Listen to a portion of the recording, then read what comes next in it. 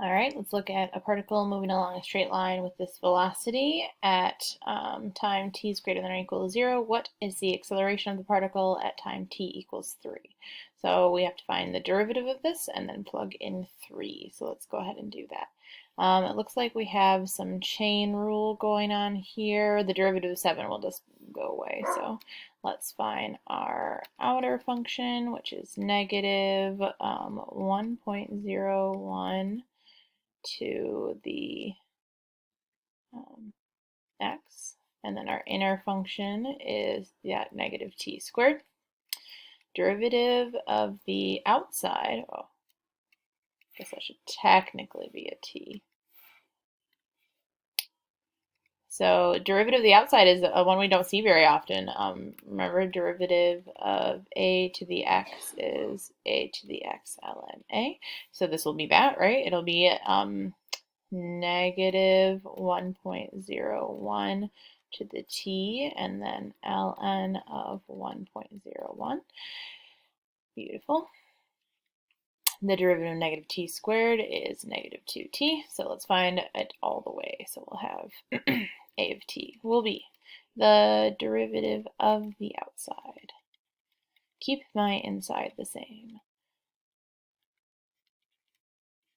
Finish off the derivative of the outside times the derivative of the inside. Whoops.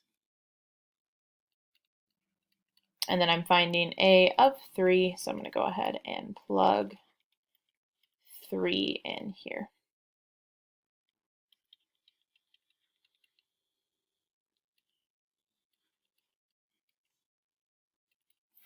And my answer that I get is 0.055.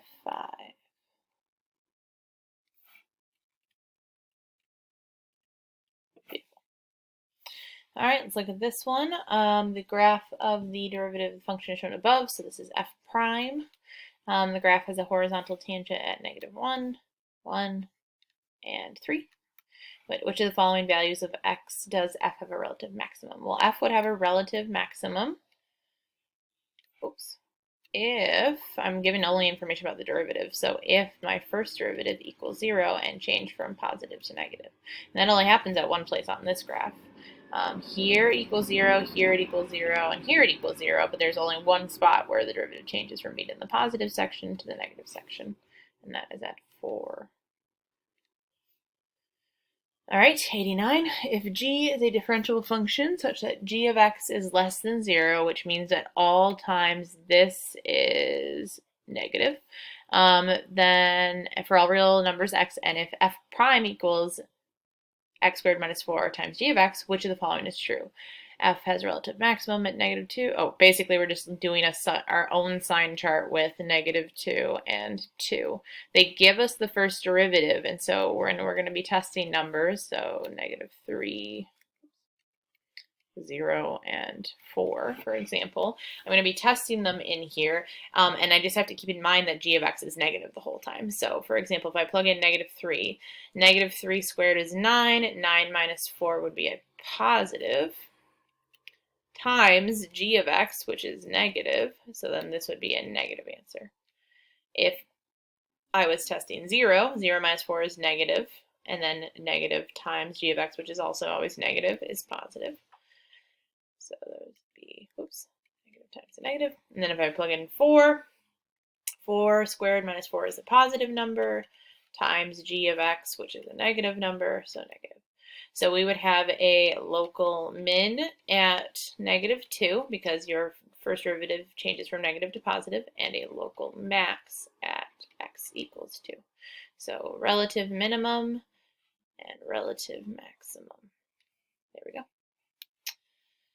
All right, I think this is our last one. Yep, okay, so this one we just have to pay attention to these graphs. So, okay, the table above gives selected values of the velocity function. And at time t equals 0, the particle is at the origin.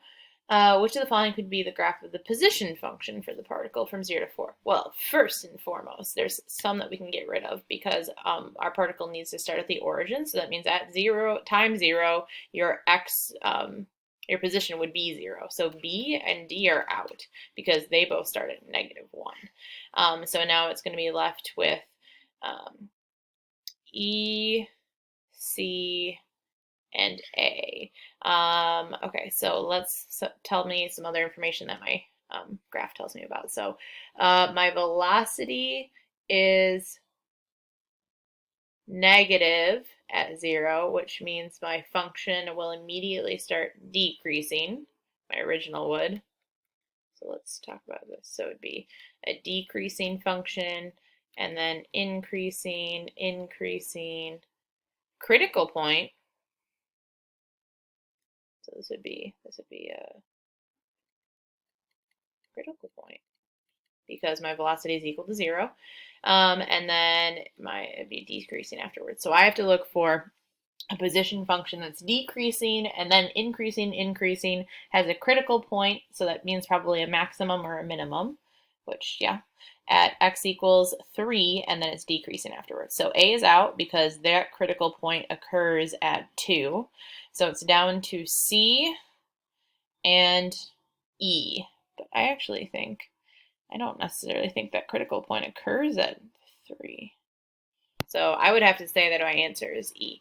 And this makes sense because also you'll notice that this has a very sharp decline after 3, right? So at 4, I have a very steep negative slope, and then at 4, I have a very steep negative slope, aka my velocity is very negative, as compared to here where my slope is just kind of like meh.